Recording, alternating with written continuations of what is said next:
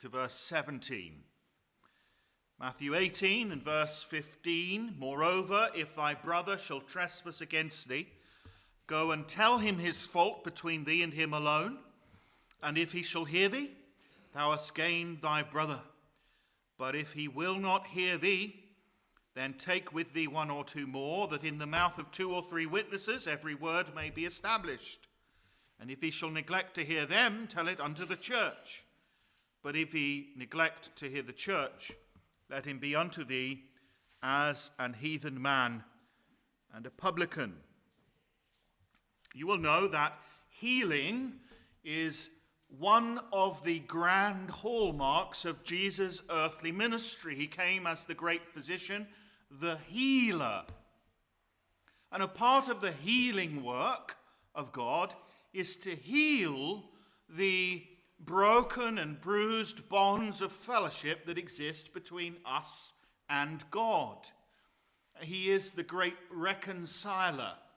And there is enmity between us, naturally, and a holy God. And yet Jesus comes as the great physician to heal. As is his ministry in heaven, so he teaches us to have a ministry on earth, that we might be those who are prepared to and desiring to heal the relationships that become bruised and broken over time. And this is a passage that deals with that reconciliation, that healing. It is a practical passage, a practical guide to reconciliation. A practical guide to how to deal with wrongs and hurts as you experience them in life. And ultimately, the subject, of course, which I introduced to you last Sunday, is forgiveness. And I want us to think today about forgiveness and continue that this evening in the second half of this chapter.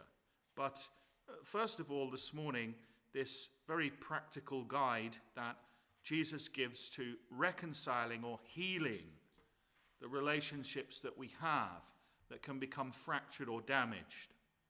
The context here is an important one, not specifically related or directly related to our passage. It deals with offenses or offending people. And Jesus teaches us that offenses are going to happen. It's inevitable. It is inevitable because we're in a broken, fallen world, and we are all broken and fallen people.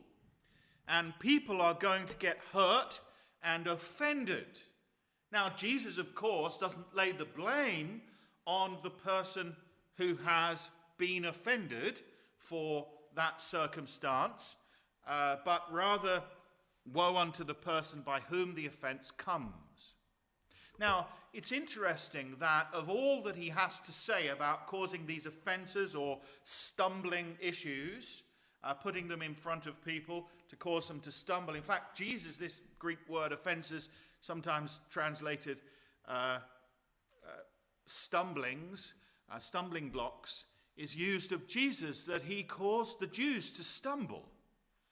And they got offended because of him, because he wasn't exactly what they'd been taught to expect when the Messiah was to come. And they got offended because of him. So actually, if Jesus can cause an offense to people, then sometimes people getting offended does not mean you've done anything wrong. People get very easily offended in today's culture and society. So I just want to point that out. Because someone gets irritated with you, annoyed with you, frustrated with you, there's a victim mentality, isn't there? A victimization in all of society. People love to play the victim. It's a role that they were born for, some people, and they just want to be the victim.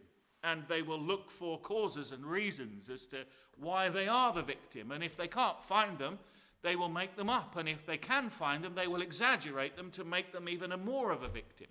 And that happens a lot in our culture. So I just wanted to talk about that. But what Jesus singles out in this idea of causing offense or being offended is about children.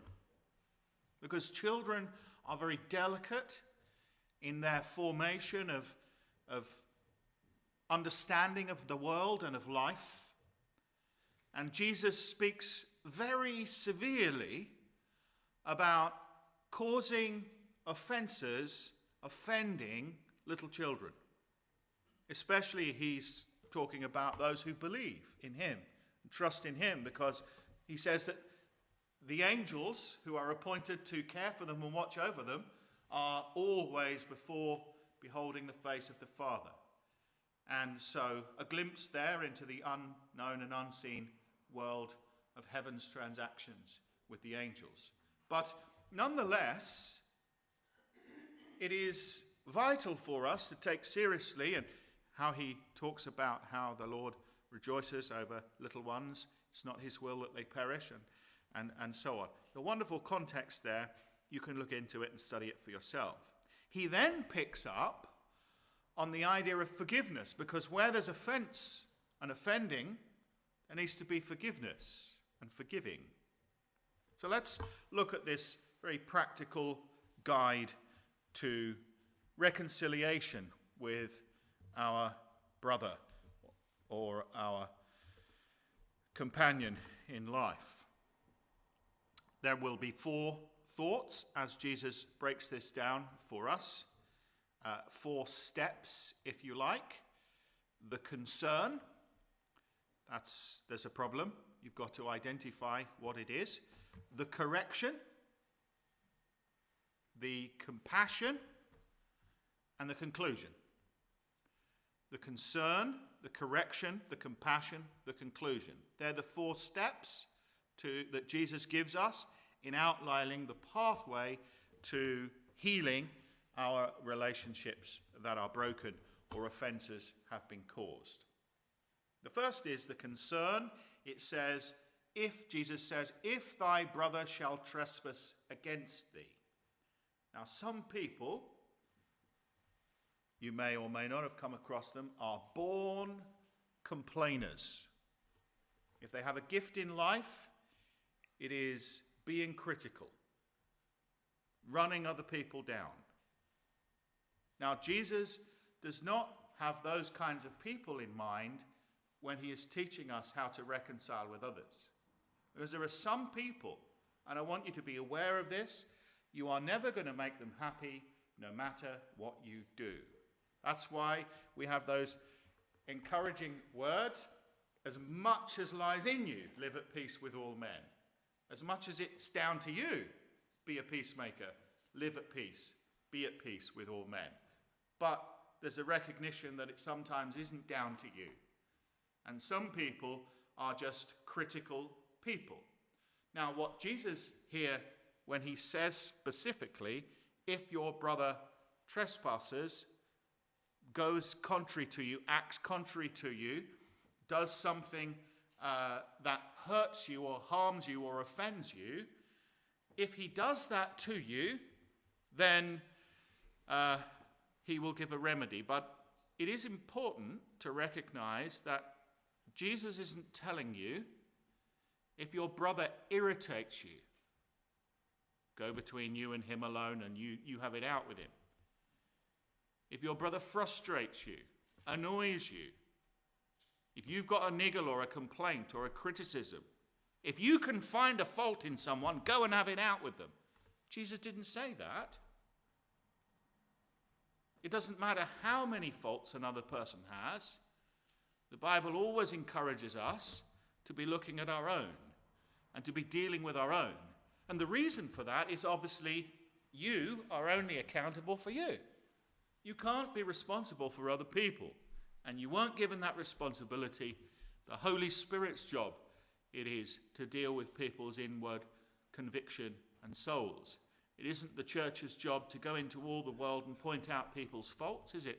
It's to go into all the world and preach the good news of healing and forgiveness. Yet, when Jesus said that the Holy Spirit would come, he would do a private, hidden, unseen work in people's hearts to show them. And so we don't need to be pointing out every wrongdoing, every instance where we find imperfection. And the reason is because we shouldn't be focused on others' imperfections. So Jesus is not telling us or giving us an excuse, let's put it that way, to go on the rampage and have it out with anyone that we can find who is imperfect. But yet, what he is saying is that sometimes there will be an incident that happens, and someone will do something that is specific, that thing that should be dealt with. What kinds of things does he have in mind? Well, he doesn't say, because it's a general principle that should be applied. But it could be that someone was particularly rude to us, or we found out they gossiped about us, or they borrowed something but they never gave it back to us and then they stole it, or they slandered us or lied about us, or perhaps someone lost their temper with us and swore at us, or whatever it is. There is a specific act or moment of wrongdoing that someone does that causes us to be offended. It hurts us. And they have trespassed against us. They have wronged us in some way or in another. It could be any number of personal matters, someone can be particularly critical or rude or dismissive or condescending. I suppose that might just be their manner, but if someone does something specific that offends, that's a trespass against you. So that's the concern. It isn't a general license to go around having a go at people because you can find some fault in them. And I think that's one of the reasons that we're not good at healing relationships and problems when they occur. We'll come on to that. The second thing to point out in this very practical passage is Jesus identifies the concern and the correction. The concern comes first. If your brother has trespassed or sinned or offended you, committed something against you, the correction comes second. Go and tell him his fault. Now, it is go and deal with that issue. Now, we're not good at that, and there's several reasons. Let's just explore that idea that suppose it's you that Jesus is speaking of, and someone has hurt or offended you, and you say to me, well, yes, I can sympathize with that. That's happened to me. Someone has hurt or offended me. Then I ask you, well, how do you deal with that? What was your response? Now, some people can deal with that by flying off the handle.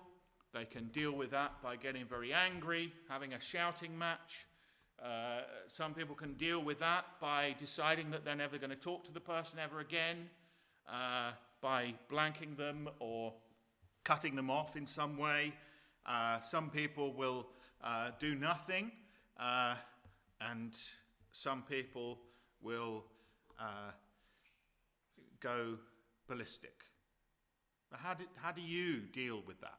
When you are the person, you receive this hurt, how do you choose to deal with that? And you say, well, it depends on what the hurt is. But let us suppose that it fits into this category of some specific instance where someone has done something and it hurt you. What do you do? Well, Jesus tells you what to do. Go and tell them the thing that hurt you. Now, we don't like to do that because that might lead to an argument. And it might be confrontational. And we don't want confrontation. We want to be peacemakers. And so sometimes there comes the point where you have to say, well, is it worth that? Am I really that hurt or offended? Has it brought a barrier between us? Is there now something that's always there that's eating away, that is fracturing our relationship, that's unconfessed or undealt with, that's niggling away, that's in between us? Is it there between us? in which case it needs to be dealt with. If it's something that occurred that, well, it wasn't very pleasant or good or right, that you can just unanimously forgive without reference to them, then do so. But if it is something that's there and it hurts you and it eats away at you and perhaps it comes back into your mind and there it is and they've done this thing, well, go and tell them. And there's several reasons. The first is they might not even be aware. So go and tell them that they've hurt you. Go and tell them. And what are you supposed to tell them? Because one of the second reasons that we struggle with this is not just we don't want conflict and arguments, but the second reason is we struggle to express our emotions, because emotions are felt things. And words tend to articulate intellectual ideas and communicate with people. And it's very hard to put your feelings into words. And so therefore, we don't try. We give up on that idea. We think, well, I just can't put it into words how it made me feel, or what. So therefore, Jesus doesn't say go and tell them how you feel. He says go and tell them their fault. So identify what they did. What was wrong that they did? What was the sin? And that way, you won't tend to pick up on things that really weren't a sin. Well, you must hate me because you chose red and I wanted green. That's not a sin. You can't go to someone and say, well, I've got this really serious thing against you. What is it?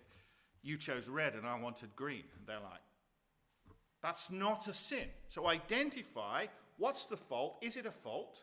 Think about it rationally and logically. What is the thing that they have done? And then once you have got your head around the idea that, yes, they told a lie about me, or yes, they gossiped about me, or whatever it is, you've identified this issue, this hurt that's been caused, and you've identified what it is, go and tell them about the issue. And one of the reasons, the third reason that we don't like doing this, is because what happens is you get distracted and then it descends into the chaos of argument and heated discussions where every fault that anyone's ever committed that comes to mind can be enter the discussion and be fair game, because at this particular moment in time you're trying to get someone to see their fault.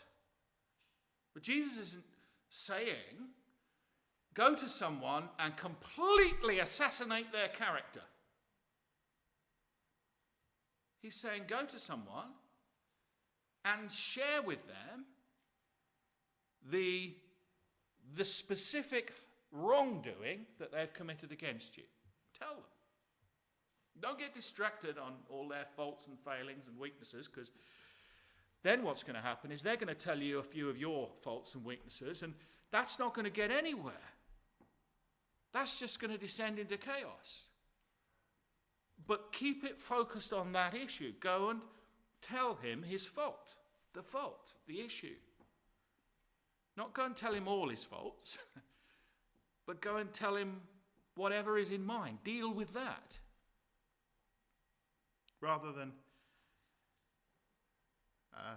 dealing with a specific issue, sometimes it gets so chaotic that then you will struggle to move past it. So Jesus is giving us this remedy and says, there's a step and it's correction, but be focused and specific and don't get off topic.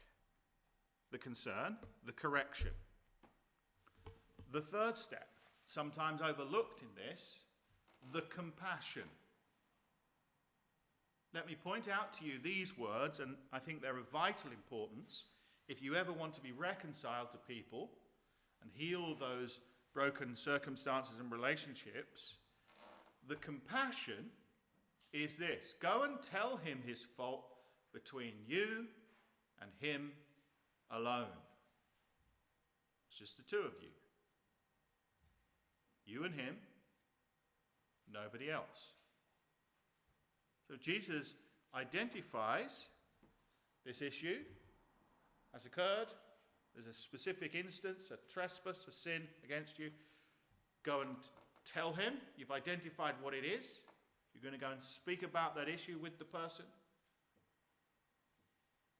There's nobody else there for company. Oh, but you say, what about husbands and wives? Can't they take each other for moral support? No, just you and the person alone. But what if I want advice about it? Can't I ask someone first? Jesus says, you and the person alone for this reason.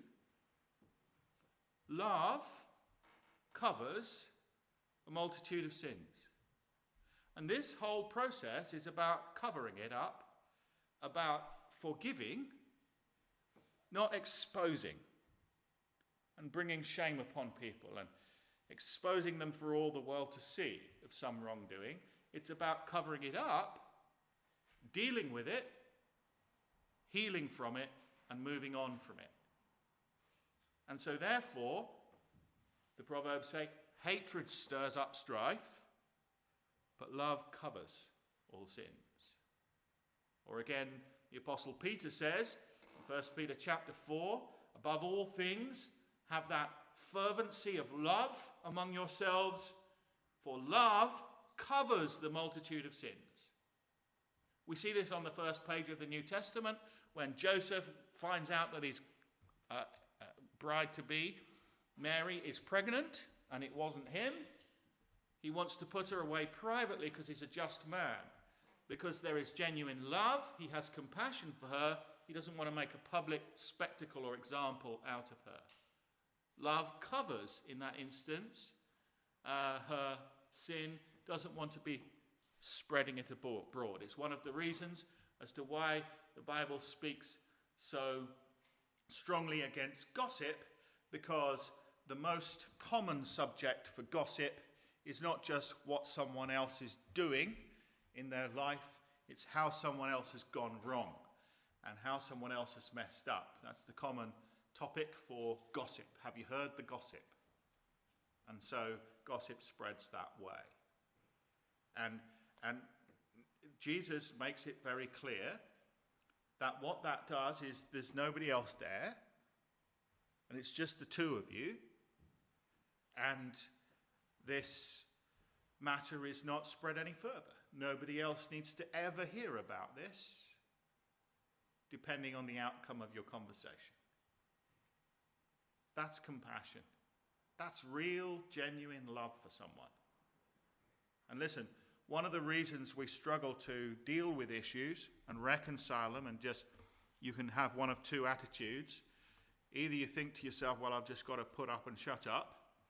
Or you think to yourself, well, I'm not going to say anything because it'll be an argument.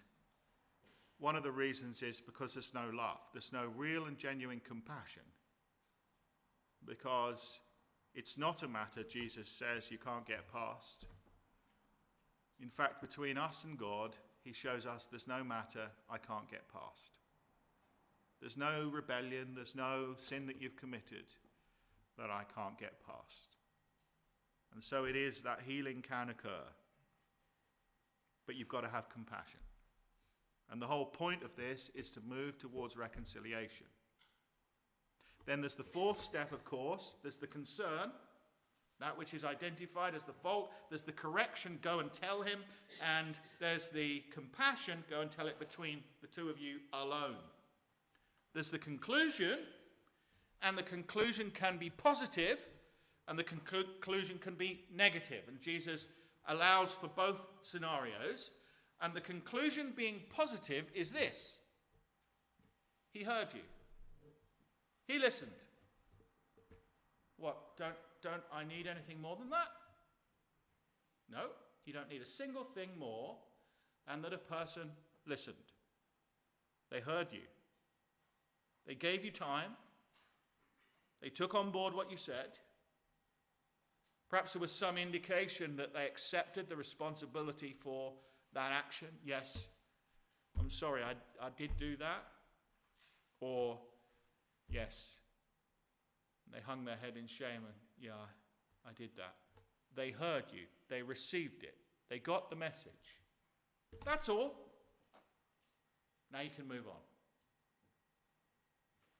Now, one of the reasons we struggle with reconciliation is that's not enough for us. We won't draw the line there. We need to go a bit further. Drive the needle in a bit more.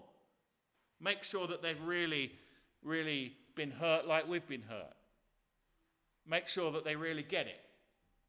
Make sure that they're absolutely genuine. You see, well, they said sorry, but yeah, it might be a fake apology.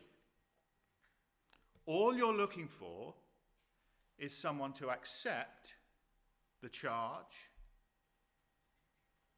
without objection, because that can solve a lot of problems. You might have got the wrong end of the stick, and that's one of the reasons why just the two of you on your own is helpful. It gives you both a chance to explain yourselves. But you've been heard. The matter's been aired. Now forgive and move on. Move past it. That's the positive conclusion. If he listens, well, you've gained your brother. What Jesus means, I think, by that is that the matter's resolved and the relationship has been healed and restored. He was lost, now he's found, he's gained. He was estranged, but now back together, or she. So there's this reconciliation. But what if there's a negative reaction?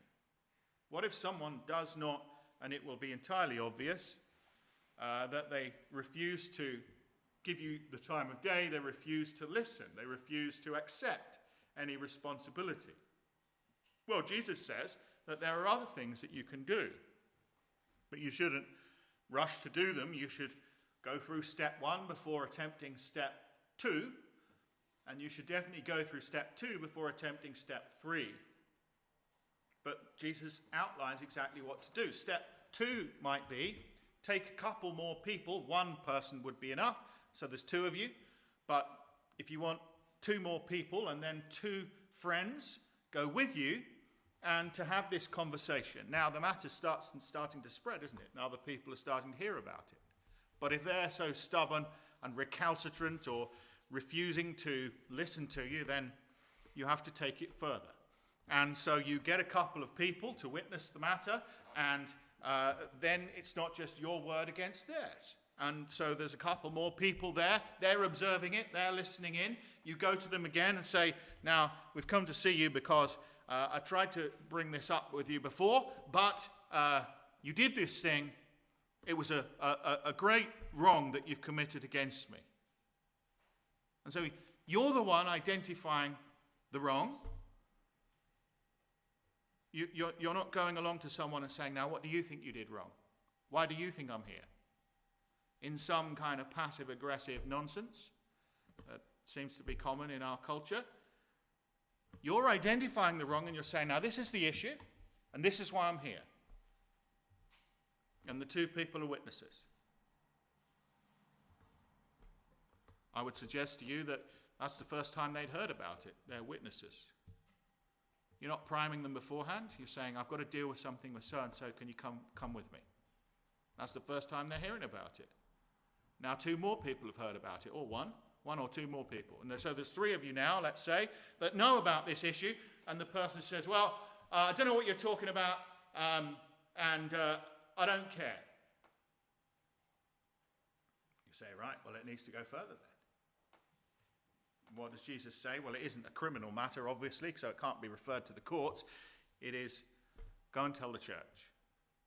Go and tell your brothers and your sisters in Christ, because they might have success in dealing with it in a way that you can't. So go and tell them. And if they don't receive them, after the 3rd time of trying, that all you want is for them to hear. All you want is for them to accept the responsibility and the condemnation of themselves, or not of themselves, but of their action. That's all you want. And if they refuse to do that, then account them as a heathen, someone who's never repented, someone who doesn't understand the gospel of God's redeeming grace and love. They don't understand that we're all sinners who come short of the glory of God, and Christ Jesus came into the world to save sinners. They don't understand that because pride is so much dominating their whole personality that they can't even accept this fault that they've committed, and it's too much to their ego to deal with it and to accept the wrong and ask for forgiveness.